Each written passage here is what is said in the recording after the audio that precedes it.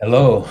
Hey, everybody. How's it going? It's going okay. Welcome. I'm Rev. Dr. Marion Staples, And I am Reverend Jennifer Staples. and we're so glad to join you. It's been a while that we have not seen or heard or been around. We've been busy being ill and having just a lot of things. By ill, not mentally, having sinusitis issues. Because my wife might think that I'm Uh, mentally something, but well, we went to visit family and family we is. ended up getting a little cold. And we still love our family. Yes. Yes, we do. It's been, actually, it's been really nice being away with what's been going on out there. This episode here has to do with what's been going on out there. Mhm. Um, so it's the title of this episode is just simply put, it's a ball of confusion, the saga of Charlie Kirk, Jimmy Kimmel, and the Second Amendment. Oh, boy. So it comes to my mind that we need to try to understand what's going on in this world. And these lyrics kind of help me come to terms with that.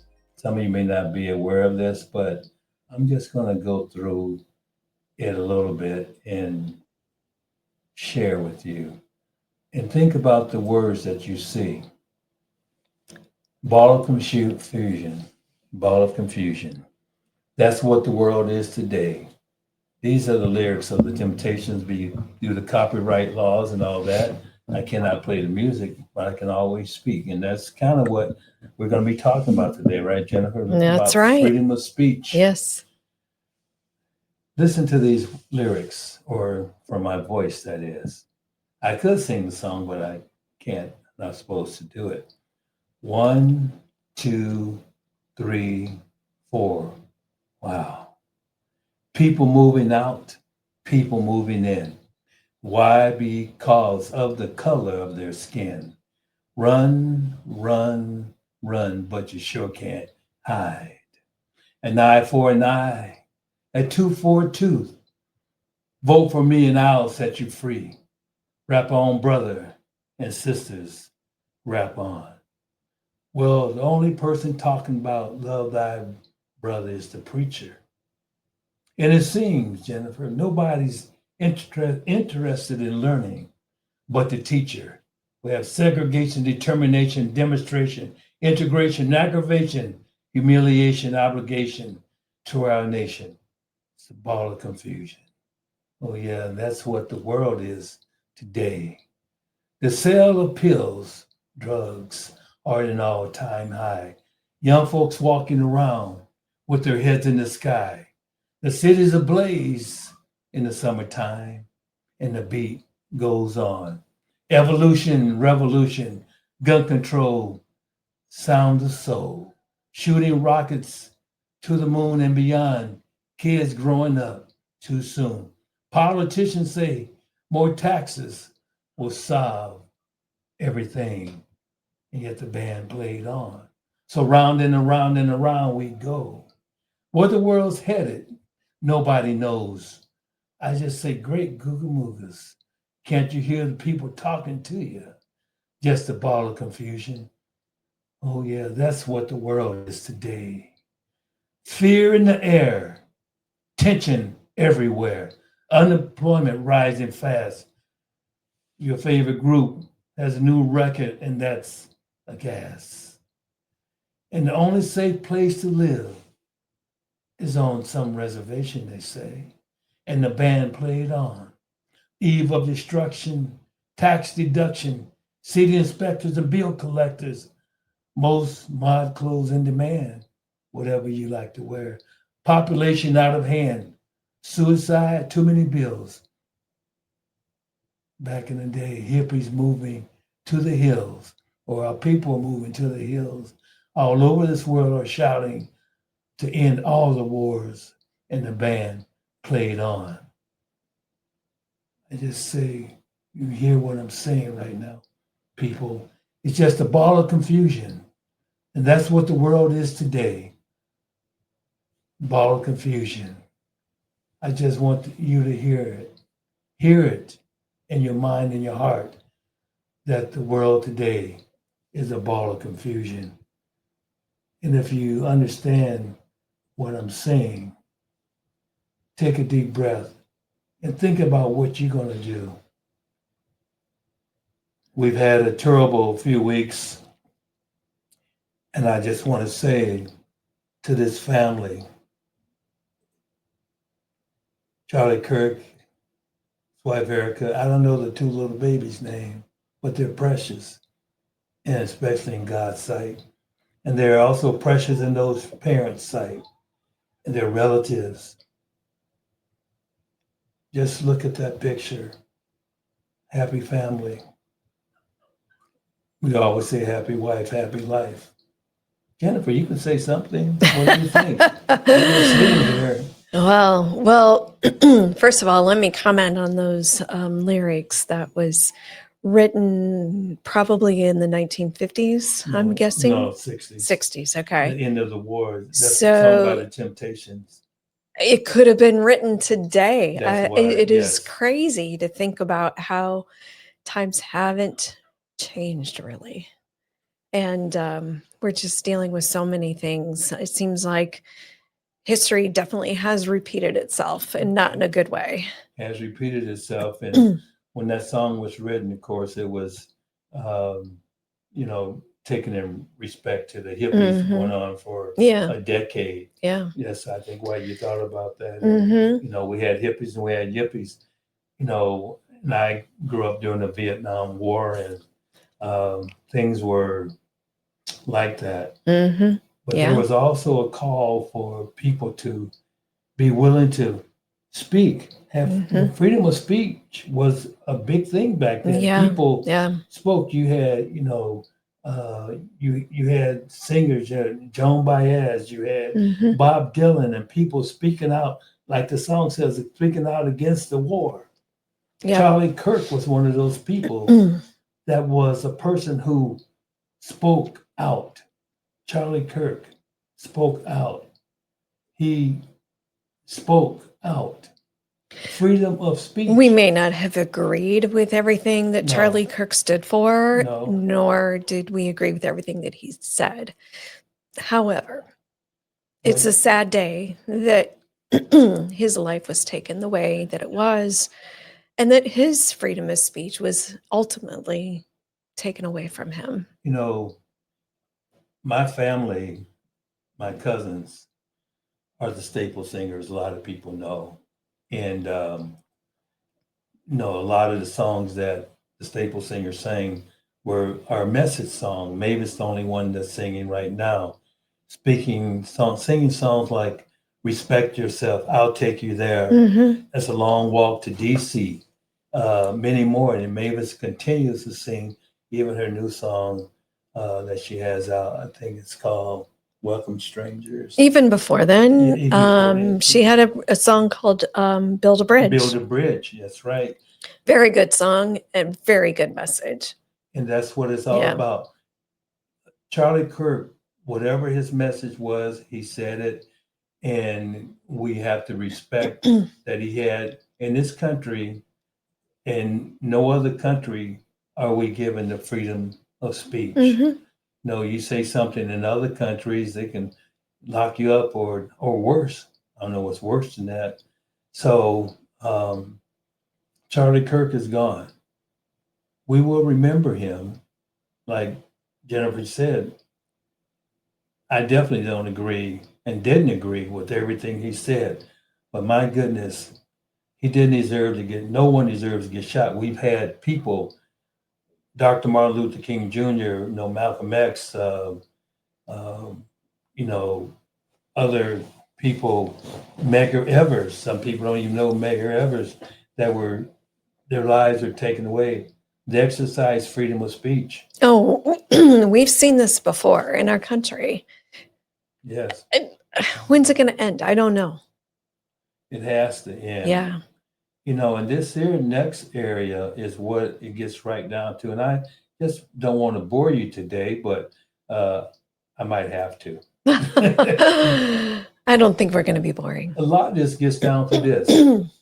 It gets down to this: the history of the Second Amendment. This is what we need to understand. I'm going to read this. Oh, Jennifer, why don't you start reading it? So, excuse me, I've been talking a lot today, so my voice is about shot, but I'll give it a try. The history of the Second Amendment reflects shifts from its English roots, where armed citizens protected against royal overreach, to its use in early America for militia defense against federal power, culminating in the 2008 Heller decision that affirmed an individual right to bear arms for lawful purposes, primarily self-defense. Let me just say that again, like what you just said. For lawful defense, now we have, anyone can walk around with a gun or a rifle in the back of their truck or whatever with no permits. Well, we live in a state that we don't have to have a permit to carry. No, we just have to be able to legally have one. But look what the intention was. The Second Amendment was for a militia against federal powers, culminating in the 2008 Heller decision. Go ahead, keep going. While the amendment began as a defense against government tyranny, and a way to maintain state militias, its interpretation evolved to include personal protection, a right now recognized to apply to states through the 14th Amendment. Isn't that something? Yep. Then we have, taken from the English Bill of Rights of 1689 was the right of Protestants to bear arms for the defense stemmed from English common law and the English Bill of Rights, was sought to protect against the disarming of subjects by the crown. The purpose was the right was seen as an auxiliary right to personal security, liberty, and property arising from political conflicts between the monarchy and the parliament. And of course, a monarchy is where you have just one person. You have a king that said, I can do whatever I want. I can send people to do whatever I want to you. You all get the drift here. We're dealing with something like that right now, where people or one person is telling people to go out to every city and do this and do a purge, whatever the case might be. We've got to do better than this. Yeah. The American origins and the framers. The Revolutionary War. The American experience with British attempts to seize colonial weapons and ammunition during the Revolutionary War influenced the framers of our Constitution. So this is interesting. Fear federal power. Many anti-federalists feared the new federal government would disarm the populace, creating a powerful oppressive. We're seeing that right now. Yeah. Federal power is doing things to people, and some people feel they should take up arms, but it's got to stop. I don't want anyone taking up arms. And the reason I thought this was a good thing to include here was because of what happened to Charlie Kirk. That this kid had a gun. He felt he had a right to have his gun, to use it to murder another 31-year-old individual. May not have agreed with what he was saying, but we're supposed to have freedom of speech in this country. James Madison drafted an amendment partly to counter this fear, ensuring a well-armed citizenry to check federal power. So here's the evolution of the interpretation of the Second Amendment. You want to read that? Okay, go ahead. Early interpretation. For a long time, the Second Amendment was seen primarily as protecting the right to bear arms in the context of a state militia. Yeah. Not everybody walk around with a gun. Heller and McDonald decisions. In 2008, the Supreme Court case District of Columbia versus Heller ruled that the Second Amendment protects an individual's right to possess firearms for traditionally lawful purposes such as self-defense in the home. Okay, you got to protect yourself. Okay, state application. So in the year 2010, case of McDonald versus City of Chicago extended this individual right to state and local governments through the 14th Amendment due process clause. And finally, in the modern context of this Second Amendment regulation, despite the individual right, the Supreme Court has indicated that certain firearms regulations are constitutional. Examples include prohibiting felons and the mentally ill from owning guns, banning weapons in sensitive places like schools, and restricting sales. What do you think of that? Is that changed? Schools and now we have armed people in schools. Some people are giving teachers some privilege to carry guns in the school because we have gun shootings. We've had, it's just terrible. The whole world is a ball of confusion. It's such a ball of confusion. So the ongoing debate is this: the interpretation and scope of the Second Amendment continue to be a subject of ongoing debate, with ongoing discussions about the balance between gun rights and public safety. Yeah, it's an ongoing debate for sure. Yes, so here we are, the Second Amendment. You know, a few weeks ago or so, I talked to you about the concept of being woke, okay? And I'm going to show you how the term woke really came about. Took some research for me to find this, what I was telling people. But what's happening is we have Charlie Kirk and other people that have freedom of speech. And then we have people talking about, well, they can't be woke. It's the woke. I want to tell you what woke is. Woke is not what you're hearing out there, that it's a, quote, leftist thing. Woke is, as I said before, is to be aware. I'm going to just read this to you, and then you can understand it. Oh, that's not it. My bad. So let me go out of here.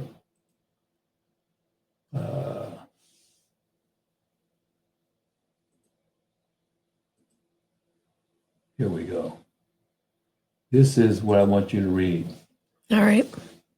In Alice in Wonderland, Humpty Dumpty scornfully declares that when I use a word, it means just what I choose it to mean. So what does woke mean?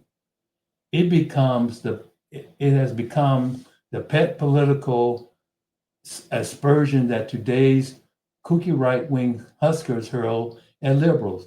But the hurlers would be Whopper Jog. This was by Jim Hightower, so I don't talk like this. Would be Whopper Jog to learn that it was actually coined by and for progressives. Indeed, it admonishes people to be awake to the dangers posed by hate-filled bigots and reactionaries like today's right-wing extremists.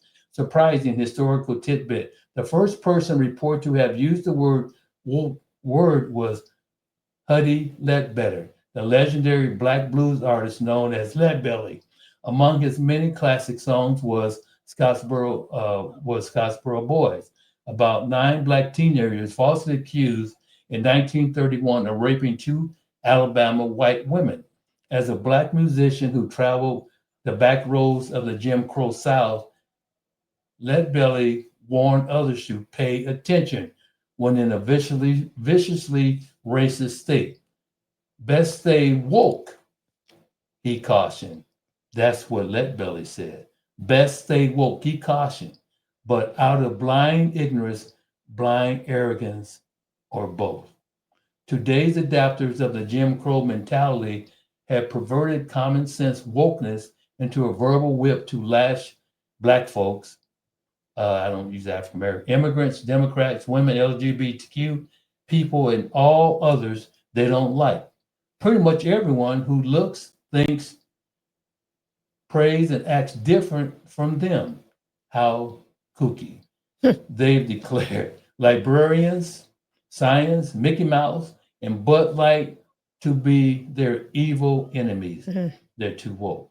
So don't be woke, they bark, demanding autocratic, plutocratic, and theocratic laws. Hope you all understand all those words: autocratic, plutocratic, and theocratic laws. In other words, one person rules, another, many people can be accepted by that one person to rule. Another one is theocratic. In other words, create your own theology to rule. Laws to coerce compliance with their own retrogressive bigotries. This is Jim Hightower saying, bear in mind that this is no longer a fringe cult, but the mainstream of the Republican Party, including its top congressional leaders, presidential wannabes, and state officials. Actually, you can easily comprehend what these Humpty Dumptys really mean by their "don't be woke" war cry. Just substitute the word sane for woke. The Hightower radiator lowdown is made possible. So that's what Jim Hightower is talking about. So what more can I share with you about Jim Hightower? Well, good question. Glad you asked. We're going to find out, because not only did Jim Hightower coin that phrase, but he also put it to sound.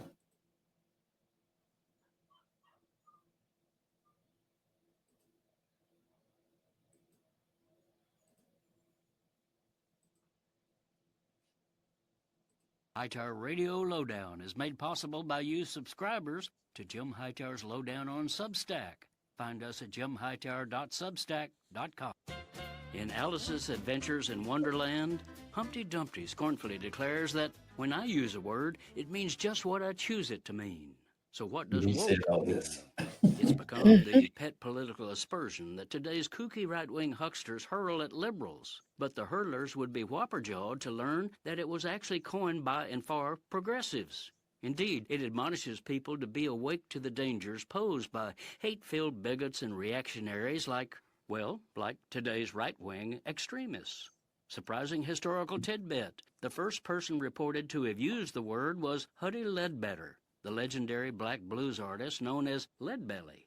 Among his many classic songs was Scottsboro Boys, about 9 black teenagers falsely accused in 1931 of raping 2 Alabama white women. As a black musician who traveled the back roads of the Jim Crow South, Leadbelly warned others to pay attention when in a viciously racist state. Best stay woke, he cautioned. But out of blind ignorance, blind arrogance, or both, today's adapters of the Jim Crow mentality have perverted common sense wokeness into a verbal whip to lash African Americans, immigrants, Democrats, women, LGBTQ people, and all others they don't like. Pretty much everyone who looks, thinks, prays, and acts different from them. How kooky? They've declared librarians, science, Mickey Mouse, and Bud Light to be their evil enemies. Don't be woke, they bark, demanding autocratic, plutocratic, and theocratic laws to coerce compliance with their own retrogressive bigotries. This is Jim Hightower saying, bear in mind that this is no longer a fringe cult, but the mainstream of the Republican Party, including its top congressional leaders, presidential wannabes, and state officials. Actually, you can easily comprehend what these Humpty Dumptys really mean by their "don't be woke" war cry. Just substitute the word sane for woke. The Hightower Radio Lowdown is made possible by you subscribers to Jim Hightower's Lowdown on Substack. Find us at jimhightower.substack.com. So to don't be woke, just be ignorant. There you go. Okay, I didn't want to, but I think to make this make sense, we can look at some of the things of Charlie Kirk. I'm not going to go through every one of them, but there's documentation on the things that he said. But remember, folks, he had the right to say these things, as wrong as they may sound, may not fit to you, but that's kind of what, in Charlie Kirk's way, he was trying to use his own version of wokeness, but it was disparaging. I'm not going to go through everything that he said, okay, but right at the headline here, he made that comment, prowling blacks and then great, that they're out to, attack, white people. That's what he said. So there's so many things that can go on. talked about things on race, so on and so forth. But I'm not going to go through the whole list of things that he said. But I just want you to know you do your own research. Do your own research about Charlie Kirk and the things that he said, and you make up your own mind. Mm-hmm. But he didn't deserve to die. He didn't deserve to die. Well, let's talk about our freedom of speech. Yes. We have another clip to show about that. Oh, yes. So here, so in the wake of all this stuff, and I don't agree with how everything is being blown up for Charlie Kirk and all these activities and words that are saying, and Mm-hmm. I've even been because I showed a comment about Jimmy Kimmel, and someone told me, someone that I thought that knew me and know that I wouldn't say this, they told me I should just leave the country. Yeah. And I said, what? And I know this person. Leave the country? You don't like what's happening? Leave the country. He didn't say that, but that's what it was implied. Well, because I'm not going to sit back and hold Charlie Kirk up on certain levels. Right. But I am going to hold him up as a human being that deserves to be respected and to be listened to, even if you disagree. As a matter of fact, Jennifer, I was hoping that I could get a chance to meet Charlie Kirk. Yeah. And I'll just share with you. Well, he was a great debater. Great debater. As a college professor, I had a co-worker that wanted me to, she basically said, I want to see if you can help me out over the weekend. I have this uncle that I really like, but my family is part of the Ku Klux Klan. And so we arranged a meeting to meet at a place, kind of coincidentally, but we had planned it, at this restaurant. When I got to the restaurant, excuse me, we have dogs barking in the back. Yes. When I got to this restaurant, because I said, hey, how you doing? What are you doing here? I'm going here. So I reached out to shake his hand. He looked at me, didn't give me a handshake.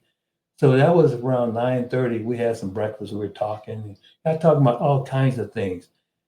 Then lunchtime rolled around. Then before I know it, it was like 4:00. We actually had like a supper. I left that restaurant about 5:30, 6 o'clock. And in about 3 weeks or maybe a month and a half, she called me and said, guess what? My uncle left the Klan. He doesn't talk to the family anymore, and he's out denouncing the Klan to anybody that will listen. Praise the Lord. So praise the Lord. Mm-hmm. So very different opinions. Yeah. I'm not putting Charlie Kirk saying that he's a Klan member, nothing like that, but different opinions. We had definitely different opinions, but I would love to talk to him. That's how I feel about Charlie Kirk. So here's another situation that took place, and I hope this comes up okay for everybody. It's going to make much of a difference. If you like me, you like me. If you don't, you don't. I have no illusions about changing anyone's mind. But I do want to make something clear because it's important to me as a human, and that is, you understand that it was never my intention to make light of the murder of a young man. I don't... And for those who think I did point a finger, I get why you're upset. If the situation was reversed, there's a good chance I'd have felt the same way. I have many friends and family members on the other side who I love and remain close to, even though we don't agree on politics at all. I don't think the murderer who shot Charlie Kirk represents anyone. This was a sick person who believed violence was a solution, and it isn't. Ever. I don't know if you saw this on Sunday. Erica Kirk forgave the man who shot her husband. She forgave him. That is an example we should follow. If you believe in the teachings of Jesus, as I do, amen. There it was. That's it. A selfless act of grace, forgiveness from a grieving widow. It touched me deeply. And I hope it touches many. And if there's anything we should take from this tragedy to carry forward, I hope it can be that. This show is not important. What is important is that we get to live in a country that allows us to have a show like this. They know how lucky we are here. Our freedom to speak is what they admire most about this country. And that's something I'm embarrassed to say I took for granted until they pulled my friend Stephen off the air and tried to coerce the affiliates who run our show in the cities that you live in to take my show off the air. That's not legal. That's not American. That is un-American, and it is so dangerous. You almost have to feel sorry for him. He did his best to cancel me. Instead, he forced millions of people to watch the show. That backfired bigly. He might have to release the Epstein files to distract us from this now. The President of the United States made it very clear he wants to see me and the hundreds of people who work here fired from our jobs. Our leader celebrates Americans losing their livelihoods because he can't take a joke. He was somehow able to squeeze Colbert out of CBS. Then he turned his sights on me, and now he's openly rooting for NBC to fire Jimmy Fallon and Seth Meyers and the hundreds of Americans who work for their shows who don't make millions of dollars. And I hope that if that happens, or if there's even any hint of that happening, you will be 10 times as loud as you were this week. We have to speak out against this. Welcome back to Jimmy. Yeah. Man, I tell you. That was a good monologue. Yes, but I think it was more not such a monologue, but I think it was. He spoke from his heart. From his heart. Yeah. There you go. Give me 5 on that. All right. So we are just, my wife and I both are pastors, and I have always hesitated for not putting our titles up here because. But we do have a ministry. Besides this, everything we do, even my wife's job that she does is a ministry that she does. She works in the insurance field, helping people. And I came from work situations in education as a professor and for many years and doing school psychology, school social work, and did a lot of different things working with hospice, and everything we do is a ministry to us. And I just want to say that this race and cultures, bridging the divides, is just part of our ministry. Race and cultures, bridging the divides is affiliation or part of Race and Ethics Corporation. And if you can see this era of reclamation behind it. So what's happening in our country is, and I'm always reminded about this situation here that comes to my mind all the time. And I just think when I see these words, it just makes me wonder, do we understand it? The Declaration of Independence, the preamble says, we hold these truths to be self-evident, that all men and women are created equal, that they're endowed by their creator, that's God, with certain inalienable rights, that among them, these are life, liberty, and the pursuit of happiness. My goodness, what's so hard about that? There's a button that I have said, if you do anything, you're going to be anything, just be kind. Yeah. That's kind of what the Declaration said. Then we have the Constitution that tells us same thing almost. We, the people of the United States of America, all of us, in order to form a more perfect union, establish justice, ensure domestic tranquility, provide for the common defense, promote the general welfare, secure the blessings of liberty to ourselves and our posterity, do ordain and establish this Constitution of the United States. Now, I will be honest with you, when those documents were first written, they weren't written for people who look like me. Mm. Not at all. Mm-hmm. In the Constitution, they even indicated that people like me were only considered 3/5 of a person. My family came out of Mississippi. Some picked cotton. But not one time has my family ever told me to hate someone because of the color of their skin. Yeah. My cousin traveled with Reverend Dr. Martin Luther King Jr. They sang and he preached. We must remember there are some good people out here in this world. I just want them to be recognized. Charlie Kirk, I really feel, had his thoughts that he had, but he didn't deserve to be murdered. Yeah. No matter what you want to say about that. I'm so glad that we were able to be here with you today. You know, we are a nonprofit organization. There's a, what's that called? A QR code at the top. Yep, that's what it is. You can use your smartphones. I said, sometimes my smartphone's smarter than I am. You can use your smartphones and click on that and just donate. We use those funds to help other people out. Yeah. I wanted to say something real quick. Please do.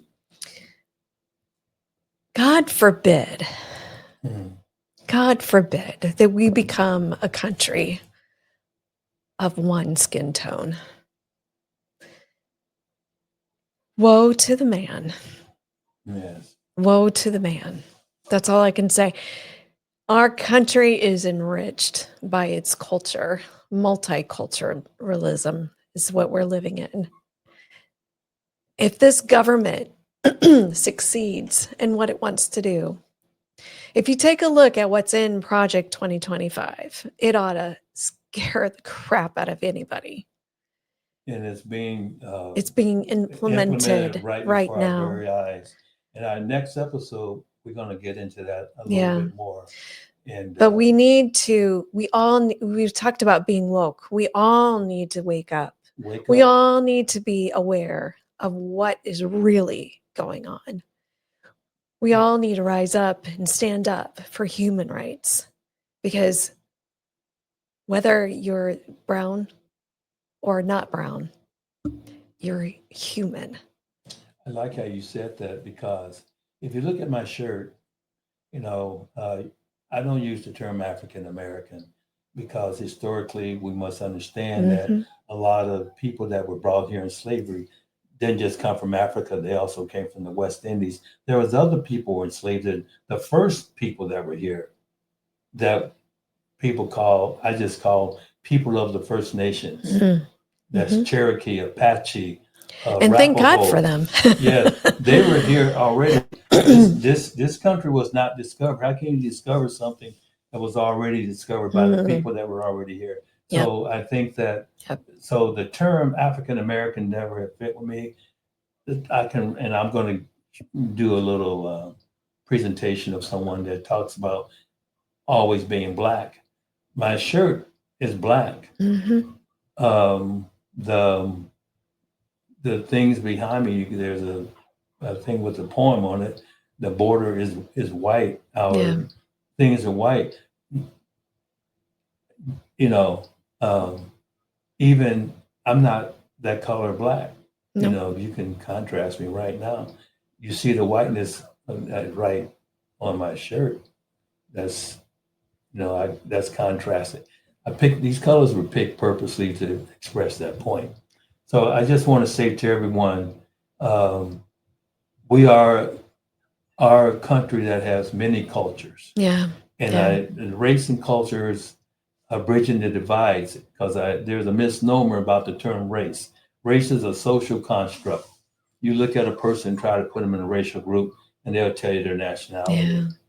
So let's all stay woke and understand one another. And I'm looking forward to the next episode. We're going to probably touch a little bit on this whole thing about Project 2025 and this issues that are going on. We are always glad to be here with everyone. And my goodness. Thank you for listening today. I kind of had a little mind switch there. Yes. And we love you. we love Stay you. woke. And we're still getting through our illness, both of us. But I said I just want to get back with the people today. Yeah. We love you. God bless you. And pray for us. We'll pray for you and pray for this country and the world. And double peace. Double peace. Peace. Okay. Bye-bye. See ya.